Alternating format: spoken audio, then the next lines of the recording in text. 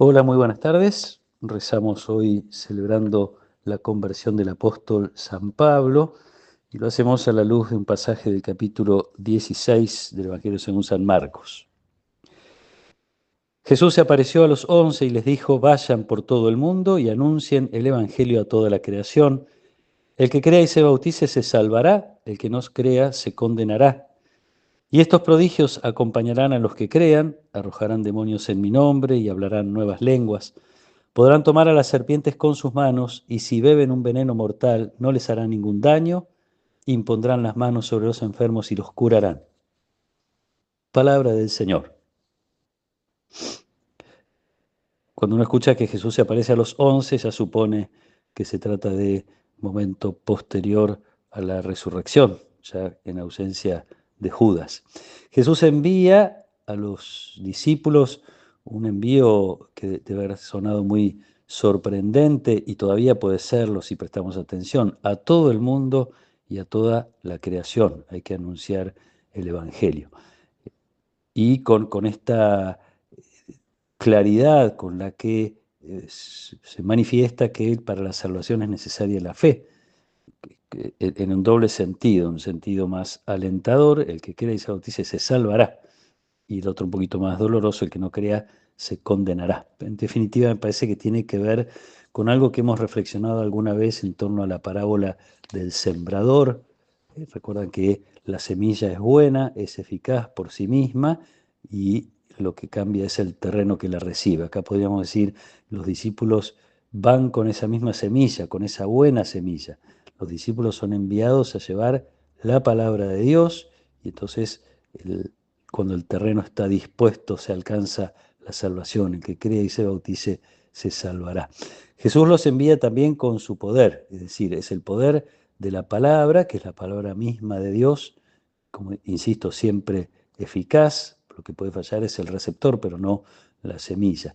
Los envía con ese poder, los envía a todas partes y a todos, y los envía también con la certeza de la protección de Dios frente a las dificultades, algo que queda como grabado en el corazón de los discípulos, y ojalá siga grabado en el corazón de los discípulos de todos los tiempos.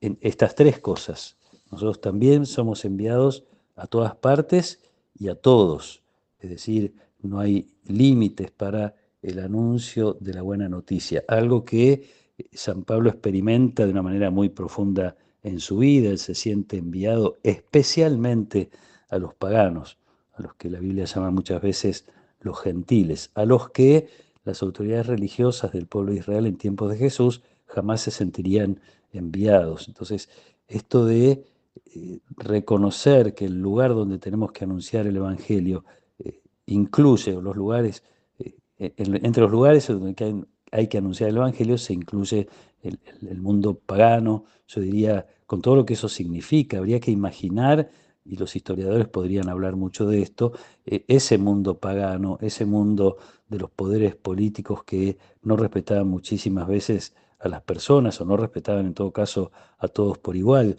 esos poderes que disponían sobre la vida de los demás a su gusto, esos poderes rodeados de inmoralidad, de una vida que estaba muy lejos de ser la que el pueblo de Israel manejaba y de ser la que el Evangelio propone. Somos enviados a ese mundo y reconocemos que es un mundo que está muy lejos de Dios.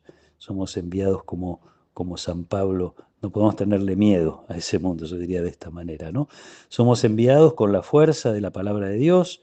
Esto requiere también nuestra experiencia personal de Dios. Nosotros tenemos que anunciar lo que Dios quiere anunciar, y no, yo diría, hablando mal y pronto, lo que a nosotros nos parece o lo que a mí me parece. Tengo que ser portador de la palabra de Dios para que el anuncio sea el que Dios quiere que la gente reciba.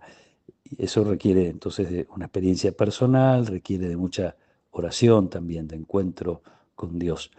Enviados a todos, enviados con el poder, con la fuerza que tiene la palabra que llevamos, y también con el poder de Dios que nos protege.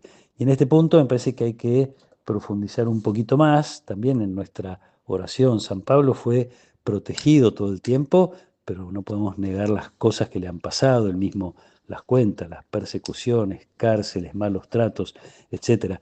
En lo que está protegido, uno diría más firmemente desde Dios, es la integridad de la fe. Me hace acordar aquella expresión de Jesús: no les teman a los que matan el cuerpo, pero no pueden condenar el alma.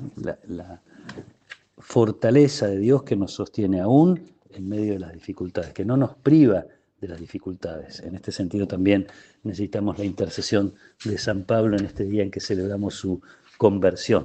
Pedirle a Dios que nos haga capaces de reconocer el envío, abiertos a ser testigos del Evangelio en cualquier ámbito en el que nos toque estar, sentirnos portadores de una palabra que es de Dios y que tiene poder para transformar, así como San Pablo fue transformado por esa palabra, y nosotros fuimos y somos transformados a diario por la palabra de Dios, y también la certeza de la protección de Dios frente a las dificultades que nos pueden pasar. No es que no vamos a sufrir nada, sino reconocer que a través de esas cosas nosotros permanecemos en pie, nuestra fe permanece en pie y podemos seguir haciendo mucho bien. De alguna manera, curar también nosotros, de algún modo que Dios nos lo permita, a las personas a las que Él nos envía. Que nos acompañe por intercesión de San Pablo la protección y la bendición de Dios. En el nombre del Padre, y del Hijo, y del Espíritu Santo. Amén.